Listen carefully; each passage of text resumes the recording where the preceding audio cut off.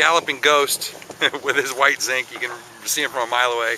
Old friend Terry Hutchinson. Nice to see you, brother. Nice to see you, bro. First of all, congratulations on your victory with the Rolex. Thanks. I asked you this a few days ago, but I'd like to know on camera, why was that award so important to you?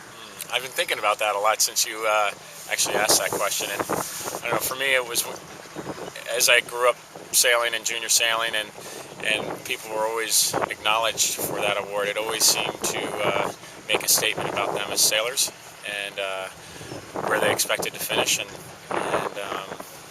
so I think when I look back at the year that we had, and when I look at what it all meant, I mean, there's so many things in the last 18 months of my life after we lost the America's Cup and things like that that had happened that, you know, it wasn't 2008, I didn't start necessarily feeling all that good about myself and my sailing. And so to respond in the manner that we did as a team and individually was just, you know, it had an overwhelming feel of emotion for me, and it was just really, it was just an awesome feeling. And then I look at the people that have won it in the past, and you know, it's just, as you'd expect, it's an honor to be included on that list. Well, there is no question that you're the one that deserved it, and it's good to see the guys who picked it. Yeah. We weren't optimistic knowing who some of them were, and that they weren't really that up on really what goes on the Grand Prix circuit, but they did the right thing. So congratulations. Oh, thanks. Congratulations also on your new job as an international spokesman for Quantum. Yep. Now that's going to be really, really exciting, and I think when I look back at 2008 and the year that we had, there was a common denominator to the success that we had, and that was the amount of effort and work and passion that went into making the sails for our 52, that went into making the sails for the Melges 24, and you know, I truly believe that we held a distinct advantage over our competition because of our sail program. So when Doug and Ed came to me and asked me if I would be willing to take on this role, which means that I'll exclusively sail with Quantum Sails in 2008, you know, it was really an easy decision to make. I have the utmost confidence in the product, and I have the utmost confidence in the people that when things aren't right, they're going to make it right. And when we want to hone in on a sail shape, we're going to be able to do that. You know, with regards to the Barking Mad, we're using our existing Norse sails here, and we, you know, with that program, it's in Jim's best interest that we maintain our button rotation as planned, and so we'll use the Norse sails at this regatta, and maybe depending on how much damage the main gets for the rest of this week, we might get a new Quantum main for Miami Beach.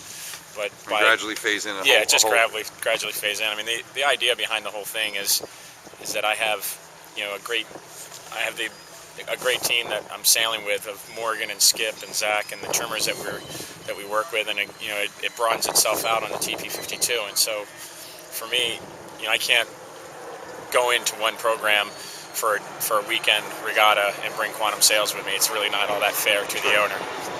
And so with Jim's on board, and he's excited about the new sails when they do come in. Yeah, I mean, you know, realistically, we've been doing all of our development ourselves anyway. And as I said earlier, you know, I think that we got onto a couple things with our sails on the 52 this summer that we're going to use as our advantage in the Far 40. I mean, right now the fleet's all north, and so, you know, we really want to, you know, up our game in the 40 class, and we really want to, you know, we look at Vincenzo's success in the last 3 World Championships is awesome, and so for us to match that and have an opportunity to at least be going into the last day of the event to win, we need to raise our game. And you know, for me, it's as always, it's about raising my game as a professional sailor and the equipment that I use and the people that we sail with, and so this allows that opportunity. Let's talk about the 24 for a second. Yeah. Well, we've been watching them, and it's certainly a competitive fleet, a little small, but certainly competitive, and the middle is very competitive. Yeah. But as we predicted at the beginning, the Italians are walking away with it, and no one can touch them. And we watched Uka do it in Italy, and Blue Moon also, but Uka especially, their game is so high, so it's such that they slot Jonathan in, who, you know, hasn't sailed on the boat for a long time, and he just walks in and bullets. So what you've shown to be the only U.S. skipper that can do anything about these guys. What's the silver bullet here? Well, probably the silver bullet is really time in the boat, and we have, you know, our biggest Achilles heel in October is going to be time in the boat, and really, if we can make up for it in other ways, you know, we got a lot of. When I look back at the North Americans, I would put us in the top 5 of speed in the breeze, in the top 2 or 3 in the speed, in the light to medium, but always very, very good downwind.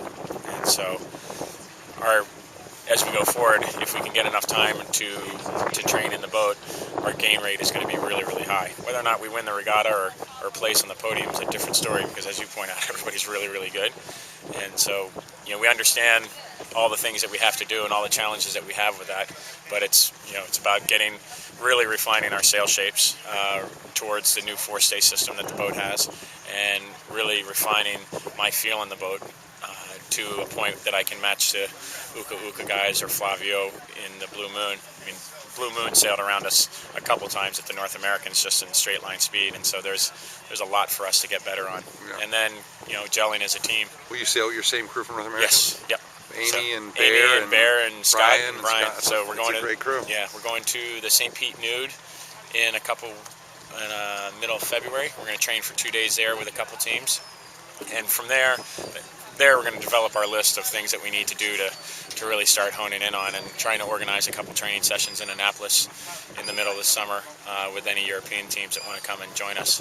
And then through the fall, the difficult thing is in the fall there's a 52 schedule and the 40 schedule, and so balancing all that and getting the right amount of time, I would suspect we're not going to be as fortunate to be able to show up with limited time in the boat and have success.